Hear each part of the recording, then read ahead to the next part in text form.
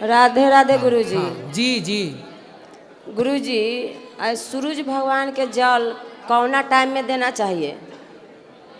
इस सूरज भगवान के सुबह सुबह कै बजे कम से कम?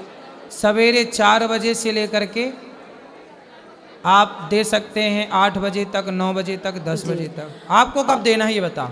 अने हम 3 बजे उठ जाते हैं, जैसे जब से हम इसमें जुड़े हैं ना। दोपहर को 3 बजे? नहीं, हाँ। रात भोर में जैसे कि 3 बजता है ना भोर, तो लगता है कि हम बाके बिहारी के बहुत बड़ा भक्त है। हाँ। ठीक ना जी सर, ऐसा लगता है कि जैसे 3 बज के अगर 5 मिनट नहीं होगा, लगता है कि जैसे बिहारी जी हमको जगा रहे हैं। फिर क्या होता है? तो 3 बजे उठते जाग हैं। जाती हो? हाँ एकदम फिर क्या निश्चित करती से। हो आप जाग के? उसके बाद में अपन बाहर भीतर का काम जो है वो काम करते हैं। एगो गाय है, 2 बच्चा दिले है, वो सब करती हूँ। स्नान उसी भोर में मैं करती हूँ और पूजा पाठ करती हूँ, जल देती हूँ। जल कितने बजे? जल 4 से 4:15 बजे के हाँ बीच सही में। है, सही है। ठीक है ना। और तुलसी माला पहने हैं तो लहसुन प्याज खाए कि नहीं? आपका मन, खाओ ना खाओ मर्जी आपकी। लेकिन लड्डू गोपाल के भोग तब कभी मिठाई, कभी केला, कभी मिश्री, कभी बादाम, इस समय देती हूँ। और रात के दूध पिला के सुलाती हूँ। तो भगवान का मन नहीं करता होगा कि हम भी दाल चावल सब्जी रोटी खाएं? हाँ बना देती हूँ। हाँ, बनाओ। सर इसके पहले हम आए हुए थे तो आपसे भेंट करने के लिए बहुत बेचैन थे, लेकिन नहीं भेंट हो पाए। चलो अब हो गई। हाँ बहुत संतुष्टि मिला, लेकिन मेरी लड़की एगो बहुत बड़ा गलती काम कर ली थी। क्या? चली गई। कहाँ? मैंने हम लोग के छोड़ कर गए, समझे? किसी के साथ? अब मैं ना ब्यूटी पार्लर चलाती हूँ, अम्बारा चौक पर सहेली ब्यूटी पार्लर। ठीक। अब मैं ना जब दिल में आता है ना, तब आपके यहाँ मैं दान करती हूँ व्हाट्सएप से। तो लड़की आपका किसके साथ नंबर- चली गई? वो चली गई किसी और के साथ। तो बातचीत नहीं करती अब? नहीं, कितने साल हो गए? चल 1 साल हो गया। अच्छा, ये तो बड़ा गलत किया बेटी ने। हम सब कुछ से सुखी है, लेकिन एगो मेरे पास वही कमी हो गई है, समझे? सब कही कि गुरुजी से तो भेंट करने गई है ना, बेटी इसीलिए चल गई है। बता दी होती तो आप शादी वादी कर देते ना टाइम। कितने साल की होगी बेटी? उसका उम्र नहीं था, जैसे कि 16-17 साल की थी। अभी 17 साल की है? अभी तो शादी करके चल गई तो 19 पूरा है। तो मतलब 17 साल में उसको प्यार व्यार हो गया था? पता नहीं, हमको तो पता नहीं चले कुछ। देखो, अच्छा इसका कारण बता रहा हूँ मैं आप लोगों को, सुनो। इसका सबसे बड़ा रीजन बता रहा हूँ, सबसे बड़ा कारण सुनो। आप लोग शाकाहारी हो कि मांसाहारी हैं? हम लोग शाकाहारी, लेकिन मेरा पति खाते पीते हैं। सुनो, बेटी भी खाती है? हाँ थोड़ा, हम जब से करने लगे तब से कम है, सुनो, लेकिन मानते नहीं हैं। आज आपको जो बाजार में मांस मिलता है, जिसे आप मुर्गा कहते हैं, आप में से कितने, ध्यान से सुनना मेरी बात, फिर मैं कुछ सवाल करूंगा, उत्तर देना। आज बाजार में जो मुर्गा मिलता है वो मुर्गा नेचुरल मुर्गा नहीं होता। इंजेक्शन से, दवाइयों से कम टाइम पर जल्दी मुर्गे को बना लिया जाता है। ठीक है? मुर्गा नेचुरल रूप से यदि 100 दिन में तैयार होता है तो ये 40 दिन में इंजेक्शन लगा लगा के तैयार कर लेते हैं, डबल वजन वाला। मतलब उसके हार्मोन्स, उसका शरीर समय के पहले डेवलप हो जाता है मुर्गे का। फिर वही मीट, वही मुर्गा आप खाए तो वही इंजेक्शन का असर उसमें था। तो आज लड़की लड़का खाते हैं, इसलिए लड़का लड़की समय के पहले जवान हो रहे हैं, समय के पहले वो भाग रहे हैं मेरी माँ। गुरुजी, हम तो किसी के साथ आप गलत नहीं समझ करते रहे हैं। एक लड़की, सुनो मैया, एक लड़की को, ये देखो सामान्य बातें, कहीं नहीं जाने वाली बातें, फिर भी मैं प्रसंग बस बोल रहा हूँ। एक लड़की का मैंने सुना है डॉक्टरों से, ये बात मैं ओपन नहीं बोल रहा हूँ, आप समझदार हैं समझिएगा। एक लड़की जब पहली बार मासिक धर्म में आती है तो उसकी सही एज क्या होनी चाहिए, पुरानी स्त्रियों से पूछ लीजिएगा। और आज की लड़कियां समय के पहले मासिक धर्म में आ जाती हैं। ये बात सही है कि गलत है? सही है। क्या? क्यों आ गई? क्योंकि समय के पहले वो तैयार हो गई, क्योंकि वो तैयार किया गया मुर्गा इत्यादि का सेवन करते हैं। तो जब वो प्रभाव शरीर में आ गया ना, समय के पहले लड़कियां मासिक धर्म पे हो जाती हैं, समय के पहले लड़कियों का मन चंचल हो जाता है। अब ये 17 साल की उम्र कोई शादी करने की है क्या? कोई लव प्यार करने की है क्या? ये तो पढ़ने लिखने योग्य बनने की उम्र है। इस उम्र में तो ब्रह्मचर्य का पालन होता मैं है। सबको हम बीए फाइनल चलो अब छोड़ो बीए फाइनल। सुनिए ना सर एक बार बात, जैसे कि हम तो किसी के साथ कुछ करते नहीं हैं, लेकिन हमारे साथ क्यों गलत होता है? मैया देखो ऐसा है, ये दोष ईश्वर का नहीं है, ये हमने संस्कार देने में थोड़ी कमी कर दी है। हमने बताया तो कि आपने संस्कार नहीं दिए ठीक से बेटियों को, और आपने मांसाहार कराया, मांस की स्थितियां क्या है मैंने बता दी। तो ये सारी चीजें जब हम गलत करेंगे तो वो प्रभाव खोपड़ी में तो आएगा, हर गलती जाएगी कहाँ? जी राधे इसलिए राधे। अब जो हो गया बीतो, छोड़ो, आप खुश रहो। भागवत गीता जो मैं पढ़ती हूँ रोज, क्या पढ़ना चाहिए? पढ़ो मन लगा के 2 बार। राधे राधे गुरुजी मैं अभी आई थी फरवरी में, बेटी की शादी थी। बोलो। बेटी की शादी थी तो मैं कार्ड लेके आपके पास आई थी, आपने आशीर्वाद दिया था जी। तो मेरी बेटी की शादी बहुत अच्छे से हुई है। मेरी छोटी उम्र में मेरे पति की डेथ हो गई थी। अच्छा। मैंने बड़ी मुश्किल से अपने बच्चों को पाला, पढ़ाया लिखाया, अपने बच्चे बहुत अच्छे हैं। खुश रहिए, भगवान आपको सुखी रखे। राधे राधे गुरुजी, मेरा नाम गुरुजी राधे राधे। राधे राधे। मेरा नाम स्वाति हुआ, मैं रांची झारखंड से आई हूँ। मेरा मायका फ़िलहाल अभी रांची झारखंड में है। मेरा 4-5 सवाल है, इसलिए मैं फ़ोन लेकर करके खड़ी हुई हूँ। मेरा पहला सवाल ये है गुरुजी की मम्मी जैसे जितिया करती है, हम लोग 3 भाई बहन हैं, 2 बहनें हैं 1 भाई, और मेरे घर में एक छोटा सा कुत्ता भी है। तो वो गुरुजी भाई बहन के समान ही है समझ लीजिए, मतलब मम्मी हम लोगों के कंपैरिजन में उसको ज़्यादा प्यार करती है। मोस्ट ऑफ द टाइम उसके पीछे ही मम्मी का जाता है।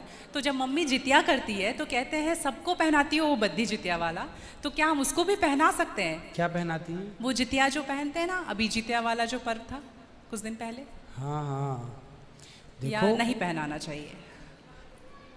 ये क्या होता है, पहले ये समझाओ, हम अभी समझे नहीं क्या होता है।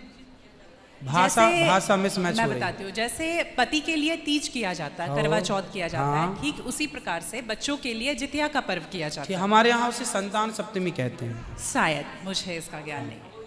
हाँ, हमारे यहाँ उसको संतान सप्तमी बोलते हैं। ठीक जी, है, ठीक है, ठीक है। देखो, बच्चों के साथ बच्चों का व्यवहार करो, जीव मात्र से प्रेम करना बुरा नहीं है। सबसे प्रेम करो, सबको रोटी दो, सबको प्यार करो, सबको दुलार करो। प्यार दुलार करने में कोई बुराई नहीं, पर हर चीज की मर्यादाएं हैं। आप जितना प्यार अपने पति से करती हैं, आप उतना प्यार, उस तरह का प्यार पर पुरुष से करेंगे तो ये मर्यादा के खिलाफ है। मतलब प्यार अब कहें कि नहीं जी जैसा हम अपने पति से करते हैं वैसे तुमसे भी करेंगे, वो अमर्यादित हो जाएगा। उसी तरह हम गाय से जो व्यवहार कर सकते हैं वो कुत्ते से नहीं कर सकते। तो हर चीज की एक मर्यादा है। कुत्ते को देहली के बाहर रखा जाता है, घर के अंदर नहीं। बट वो तो हमेशा घर में ही रहता है। वो आपकी अज्ञानतावश है। कुत्ता जहां जहां अपने पांव रख देता है, कुत्ता जहां जहां होता है वो अशुद्ध हो जाती है जगह। कुत्ता के स्पर्श से अशुद्धि आती है। इसलिए कुत्ता को रोटी खिलाने का विधान तो है। कुत्ते को आवश्यकता है तो आप उसकी दवाई भी कराइए, है ना। अनायास उसे छूने का विधान नहीं है। तो फिर गुरुजी उसको घर से बाहर कर दें? बाहर क्या, कुत्ते घर के अंदर रहे कब? आज के ज़माने में फैशन का ज़माना, तो लग्जरी गाड़ियों में घूम रहे हैं कुत्ते। गाय है आपके घर में? नहीं गुरुजी, उसके लिए इसलिए नहीं पॉसिबल है क्योंकि आप फ्लैट में नहीं रख सकते हैं। आप खुद अगर रेंट पे रहते हैं तो आप समस्या नहीं तो रख सकते। यही है कि आज हम कुत्ते को रखने को पॉसिबल मानते हैं, पर गाय को रखना इम्पॉसिबल मानते हैं। गुरुजी दिक्कत तो कुत्ते से भी है बहुत लोगों को। हाँ। लॉजिकली देखा जाए, अगर उसको हम बाहर लेकर के जाते हैं शौच के लिए तो उससे भी दिक्कत है, लेकिन कुत्ते में मैनेज हो जाता है क्योंकि हम बाहर लेके जाते हैं। एक्चुअली कुत्ते में आप लोग मैनेज करना सीख गए हैं। काश गाय के साथ भी मैनेज करना सीख गए होते तो गाय भी मैनेज हो जाती है अभ्यास से। अब कुत्ते के संग रहते रहते अभ्यास हो गया है। गाय भी ना, छोटी सी गाय आती है जो हिमालय तरफ की गाय है ना, वो बहुत छोटी सी होती है। वो गाय यदि आप घर में रखेंगे तो वो आपके बिस्तर में सो सकती है, वो आपके संग खा सकती है। मतलब इतनी छोटी सी होती है, 1 लीटर दूध देती है वो, और इतनी प्यारी गाय होती है, इतनी सुंदर होती है। मतलब पूरे भारत देश की सर्वश्रेष्ठ नस्ल है वो। सबसे सुंदर सर्वश्रेष्ठ गाय वो गाय सिर्फ कम दूध देती है। मतलब अपनी गौशाला में जितने छोटे छोटे बछड़े हैं ना, छोटे छोटे, मतलब सामान्य गैया का जो बछड़ा 1 महीने में होता है ना, उतनी बड़ी तो वो पूरी गाय होती है। मतलब उसे आप गोद में लेके जा सकते हैं। वो बच्चे की माँ बन गई है, लेकिन उस गाय को आप अपनी गोद में ले सकते हैं, वो भी गाय होती है। तो कुत्ते वालों को उस गाय के साथ मैनेज कर लेना चाहिए। अच्छा, मतलब उस हाइट, मतलब उस गाय की हाइट की ग्रोथ नहीं है, वो गाय की हाइट, वो गाय बहुत छोटी सी होती छोटी सी होती है, इतनी सी होती है कि आप उसे गोद में ले सकते हैं। आप उसे गोद में लेके पूरे घर में घूम सकते हैं। मतलब इतनी छोटी गाय होती है वो। देखो भगवान को पता था कलयुग में ऐसा होगा, इसलिए ऑप्शन दे रखा है। Thank you. आप कुत्ते को गोद में लेके घूमते हैं, पर भगवान ने ऑप्शन दे रखा था, हम लोगों का ध्यान उस तरफ गया नहीं। सही बात। गुरुजी, मेरा दूसरा सवाल ये है कि ये सवाल बेसिकली मेरी बहन के घर वालों का है। चिकन नहीं खाना चाहिए क्योंकि उसमें जान होती है, कोई भी जानवर नहीं खाना चाहिए क्योंकि जान होती है। प्लांट में भी तो जान होती है ना गुरुजी? हाँ होती तो है। फिर हम उसको तोड़ते हैं तो उसको नहीं दर्द होता? ऐसा उनके घर वालों का सवाल है, मेरे माध्यम से। नहीं, आप ठीक कह रहे हैं। देखो, किसी आप ना गेहूं को चबा जाइए, जी, चने को चबा जाइए, दालों को चबा जाइए, तो वो रोती नहीं है, चीखती नहीं है, उसमें रक्त नहीं होता, हड्डी नहीं होती, मांस नहीं होता, वो चीखती नहीं है, चिल्लाती नहीं है ना। पर आप मुर्गी को मारिए तो वो चीखेगी, चिल्लाएगी, भागेगी, खून है, हड्डी है, मांस है ना। एक्चुअली सिद्धांत है ना। देखो, इतने सारे मर्द हैं, लेकिन इतने सारे मर्दों में एक मर्द ऐसा है जो आपका हाथ पकड़ के रह सकता है, आपका हाथ पकड़ के घूम सकता है, कोई कुछ नहीं बोल सकता, क्योंकि वो आपका पति है ना। समाज ने आपको इजाजत दे दी, जी, आपकी मांग भर गई, मंगलसूत्र आ गया, अब समाज ने स्वीकार कर लिया कि ये मर्द, ये पुरुष अब आपका पति है। अब आपको दूसरे पुरुषों के साथ देखा गया तो आप अच्छे नहीं माने जाएंगे। तो जैसे समाज ने एक पुरुष के संग, एक स्त्री के संग इजाजत दे दी, शास्त्र ने इजाजत दे दी कि आप इसके साथ रह सकते, ये लीगल है, उसी तरह आपको गेहूं, चावल, अंकुरित अनाज चीजें, दाल, चावल, सब्जी, रोटी खाना लीगल, वेद ने आज्ञा दे दी, ये खा सकते हैं। मांस के लिए आज्ञा नहीं दी। पतिव्रता नारी पराये मर्द के संग, पराये पुरुष के संग घूमेगी तो समाज उसे ठीक नहीं कहेगी। उसी तरह हमें शास्त्र आज्ञा करते हैं कि हमारे ठाकुर जी, हमारे राम फल खाते हैं, हमारे राम फल खाते हैं, दाल, चावल, साग, सब्जी, बादाम, काजू ये खाते हैं। तो हमारे राम, हमारे कृष्ण खाए, मतलब वेद ने आज्ञा दे दी कि आप ये खा सकते हैं, ये खाने का पदार्थ है। मांस शेर के लिए है, बिल्ली के लिए है, कुत्ता के लिए है। क्या आप कुत्ता हैं? क्या आप बिल्ली हैं? क्या आप शेर हैं? क्या आप चीता हैं? नहीं। फिर जब हम मनुष्य हैं तो मनुष्यवत व्यवहार करें जी।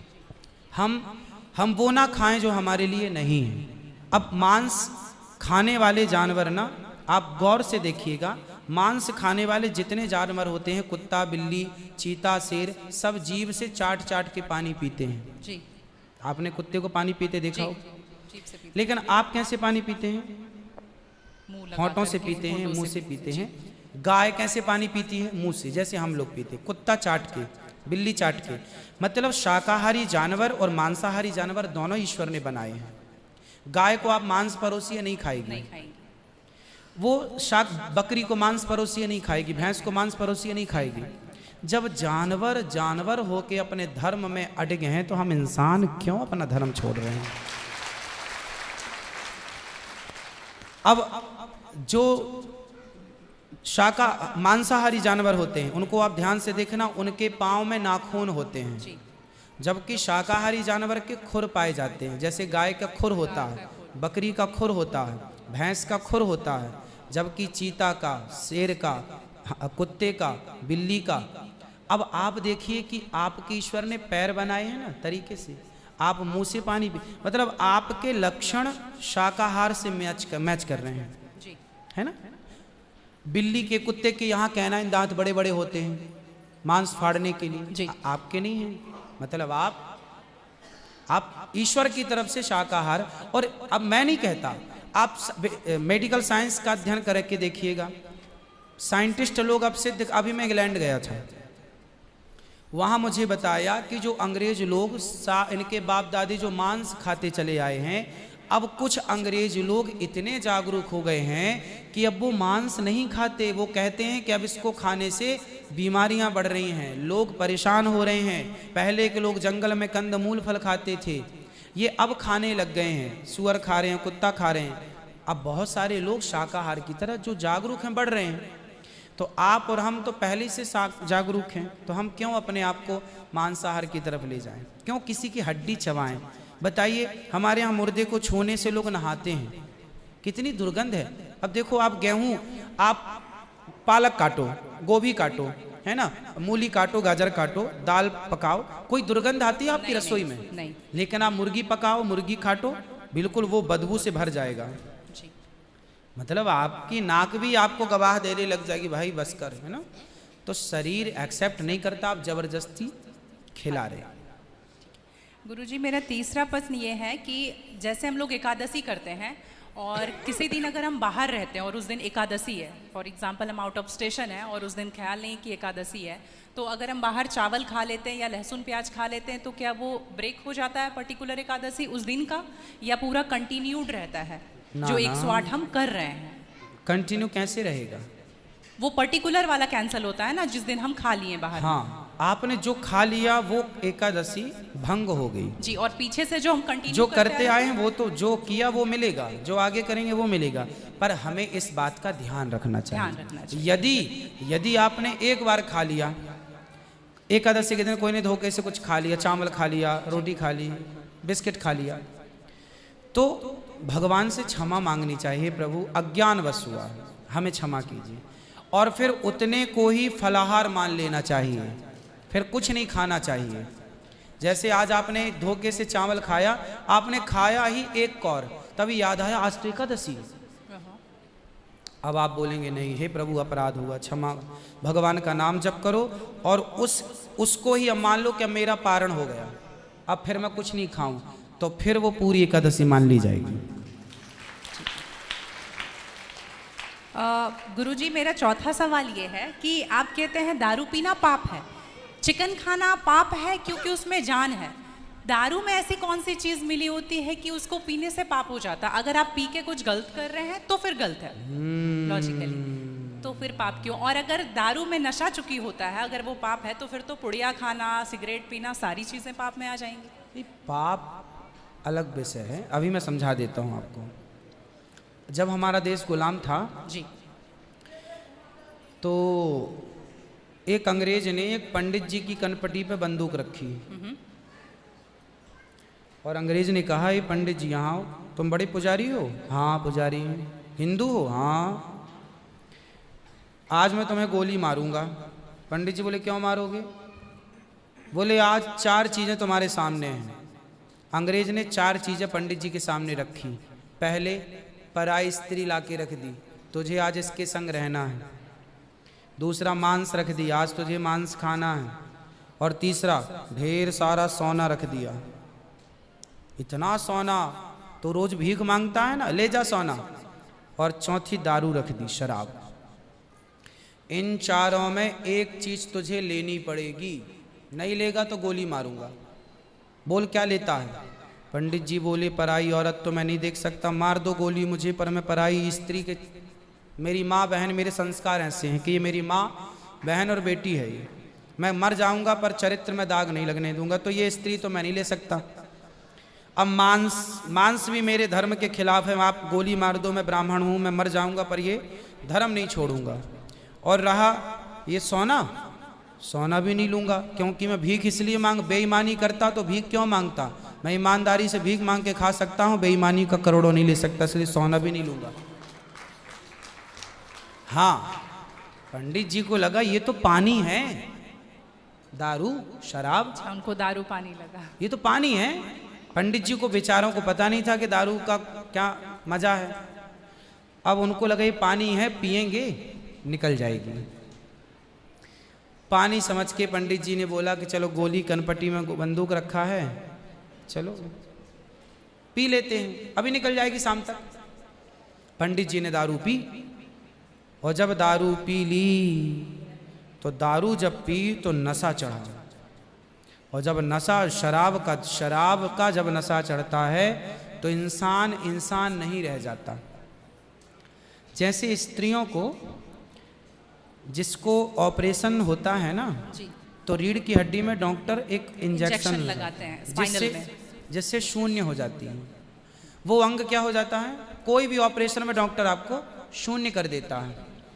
उसी तरह शराब आपके मस्तिष्क को, आपके सोचने विचारने की क्षमता को शून्य कर देती है, माइंड को शून्य कर देती है।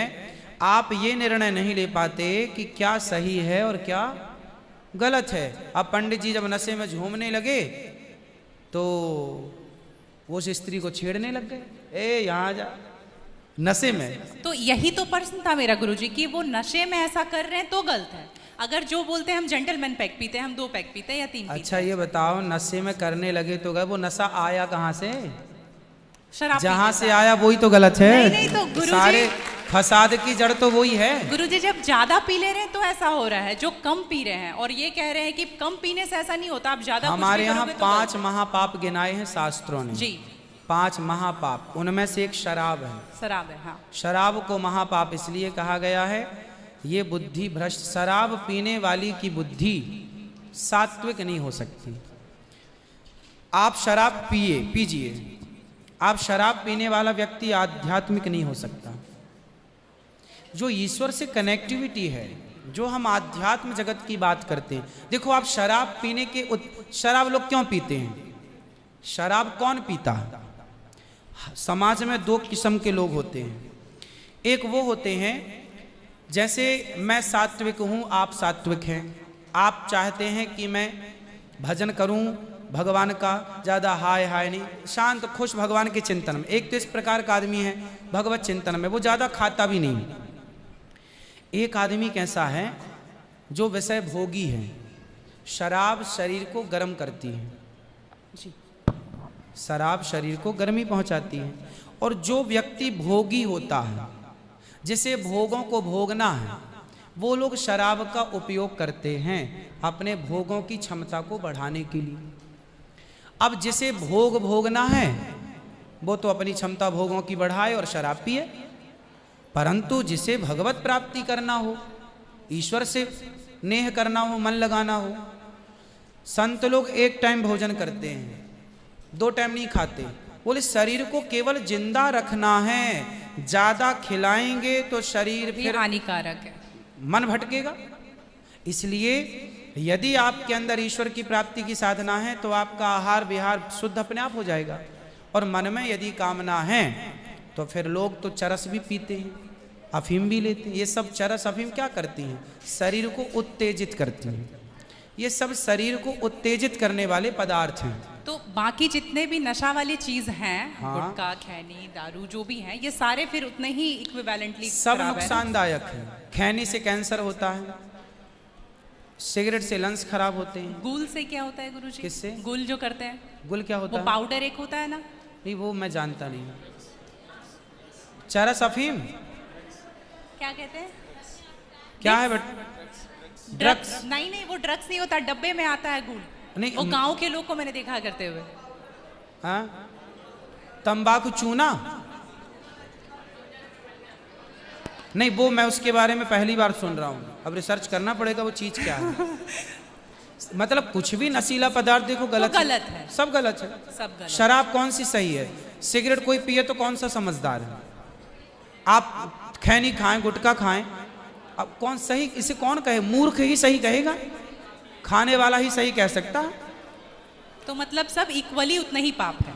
पाप पुण्य अलग विषय हो गया। नहीं गुरुजी, आप कहते हैं कि शराब को पाप माना गया है, ये सारी चीज पाप के अंतर्गत है। अब सेहत खराब हो ही जाएगी। शराब के नशे को पाप माना गया है, बाकी चीजें गलत हैं। ठीक है, महापाप में शराब को लिया गया है, बाकी चीजों को गलत। सही कैसे हो सकती है? खैनी और सिगरेट और बाकी चीजें। महापाप में शराब को गिना। देखो एक होता है महापाप, एक होता है पाप जी। महापाप 5 प्रकार के हैं, पाप अनेक प्रकार के हैं। तो पाप है, गलत है, ये सब चीजें गलत हैं, शराब महापाप है। आगे ठीक है गुरुजी, मेरा लास्ट प्रश्न आपके माध्यम से ये बुलवाना है। बहुत सारे लोग खच्चर पर जाते हैं केदारनाथ और वैष्णो देवी भी जाते हैं खच्चर पे। अगर आप देख रहे हैं तो अभी रिसेंट का वीडियोस देखे होंगे तो उनको चरस पिला करके लेकर के लोग जा रहे हैं। किसको? खच्चर को जी, एक नाक बंद करके एक नाक से पिला रहे हो और आपको यहाँ पे बहुत सारे लोग एडमायर करते हैं, इवन 11 मिलियन लोग एडमायर करते हैं। अगर आप ये बोल देंगे कि आप धाम जाते हो तो जाओ लेकिन पैदल जाओ, इनका प्रयोग मत करो, तो मेरे लिए बहुत अच्छा होगा, क्योंकि हम बहुत ज़्यादा ही एनिमल लवर हैं। तो ये देख करके लगा था मुझे कि कभी आऊंगी यहाँ तो आपके माध्यम से इसलिए जरूर पहले बात- के लोग जब तीर्थ यात्रा पर वहाँ केदारनाथ बद्रीनाथ जाते थे तो इस उद्देश्य से जाते थे कि अब वापस नहीं आना है। पहले के लोग जाते थे इस उद्देश्य से कि अब वापस नहीं आना, वहीं भगवत धाम में चले जाएंगे। आजकल इसलिए आज के ज़माने में तीर्थ इत्यादि जवानी में ही कर लो। माँ बाप को समय है, पाँव हाथ चल रहे हैं तो करा दो, भजन करो मस्त जवानी में, बुढ़ापा किसने देखा। तो समय से सब कर लो, बुढ़ापे में फिर तो खच्चर ही बचेगा। तो बुढ़ापे जो देखो बूढ़े लोग हैं जो नहीं चल पा रहे हैं पर आस्था है दर्शन की, तो वो अपने हिसाब से जाते हैं। नहीं तो गुरुजी हेलीकॉप्टर भी तो है ना। हाँ हेलीकॉप्टर का बजट सबका नहीं होता, हेलीकॉप्टर से सब नहीं जा सकते ना, उसकी टिकट ही महंगी है, 25-50 हज़ार रुपये लगता है, लाख रुपए भी लगता होगा, भगवान जाने, मुझे नहीं पता कितना लगता है। अब सामान्य आदमी कहाँ वो 50 हज़ार की टिकट कटाएगा, वो तो 1000-2000 दे के जाना चाहेगा। तो सबके अपने अपने बजट हैं, पर ये कोशिश करो कि हम अपने पाँव पर चलें, हम किसी पर बोझ ना बने। ये सही है कि हम किसी जीव को परेशान ना करें। यदि वो गधा वधा जो भी है खच्चर, वो यदि स्वस्थ है, क्योंकि हमारे यहाँ राजाओं के ज़माने में घोड़ों पर ही सवारियाँ होती थी, रथ घोड़ों के द्वारा ही चलाए जाते थे, तो उन घोड़ों का ध्यान भी रखा जाता था। पंच परमेश्वर कहानी है, जुम्मन सिंह खलगू चौधरी, उसमें एक इक्का गाड़ी की भी कहानी है ना, तो उसमें बैल के द्वारा इक्का गाड़ी चलाई गई, उसका जिक्र है। तो हमारे यहाँ पहले ना जैसे किसान खेत में जुताई करते थे, जुताई तो बैलों से होती थी, तो बैलों को ना दिन भर जुताई में रखते थे और रात भर उनको चराते थे। रात भर वो अच्छा घास खाएं, दिन भर उनको जब भी गर्मी पड़े 2 घंटे का रेस्ट, 2 घंटे छोड़ दें, वो चर लें, वो पानी पी लें, मतलब उनका प्रॉपर ख्याल रखा जाता था। आज कुछ लोग क्या है, पैसे कमाने के लिए उनका ख्याल तो रखते नहीं हैं, और वो पैसे लेने के चक्कर में ना उसको भरपेट खिलाते हैं, ना उसका पानी का ध्यान, ना खाने का ध्यान, तो वो कमज़ोर हो जाता है, मर जाता है कई बार। वही प्रॉब्लम है गुरुजी, वो 5-5 बार चढ़ाते हैं और आने के टाइम पे पूरा पाँव टूट जैसा जाता है और फिर उसका ध्यान नहीं रखते। उसकी खिलाई पिलाई हो, और एक समय होता है, यदि जवान है तो उसको उपयोग में लिया जाए, बूढ़ा है तो उसको रिटायर कर दिया जाए। अब बूढ़े गधे के ऊपर भी लोगों को बिठा कर ले जाएंगे, तो एक हर व्यक्ति जानवर हो या इंसान हो, हर चीज़ की क्षमता होती है। जवानी सबके साथ होती है और बुढ़ापा भी सबके साथ होता है, तो उन लोगों को भी इस बात का ख्याल रखना चाहिए। आप लोग भी अपने पाँव पर चलने की कोशिश करें, और कुल मिला के जीव पर कोई भी भार ना बने, जीव मात्र को हम परेशान ना करें। जी धन्यवाद गुरुजी, थैंक यू।